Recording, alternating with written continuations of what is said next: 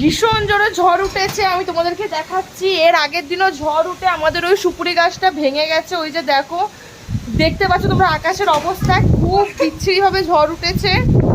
এখানে আমার বোনও দাঁড়িয়ে রয়েছে, এই যে রাহুল চলে এসছে। রাহুলকে তোমাদের সেটা আমি পরে বলে দিচ্ছি।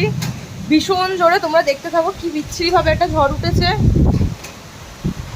যারা রাস্তাঘাটে থাকে তাদের যেমন কী প্রবলেম হবে সেটা নিয়ে আমি ভাবছি, তাদের খুব কষ্ট হবে। কারণ আমরা তো নয় ঘরের ভিতর সেফটি জায়গায় রয়েছি, কিন্তু যারা রাস্তাঘাটে যারা গরিব মানুষ থাকে তাদেরকে নিয়ে আমার ভীষণ চিন্তা হচ্ছে। দেখো আমার সব উড়ে যাচ্ছে, এই ভগবান ঝড়ের কি দাপট।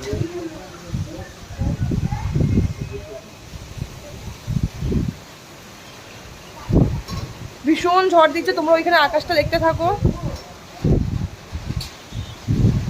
ফোঁটা ফোঁটা বৃষ্টি পড়ছে, ঠান্ডা ঠান্ডা ভালো লাগছে। ওই যে আকাশে বিদ্যুৎও চমকাচ্ছে।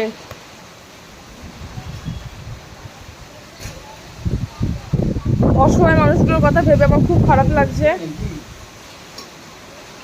এই ঝড় বৃষ্টিতে যারা রাস্তাঘাটে থাকে তাদের কথা ভেবে আমার ভীষণ খারাপ লাগছে। তোমাদের ওইখানে আকাশটাও দেখো তোমরা কিরম আকাশের অবস্থা হয়েছে। খাবার ভীষণ দাপট।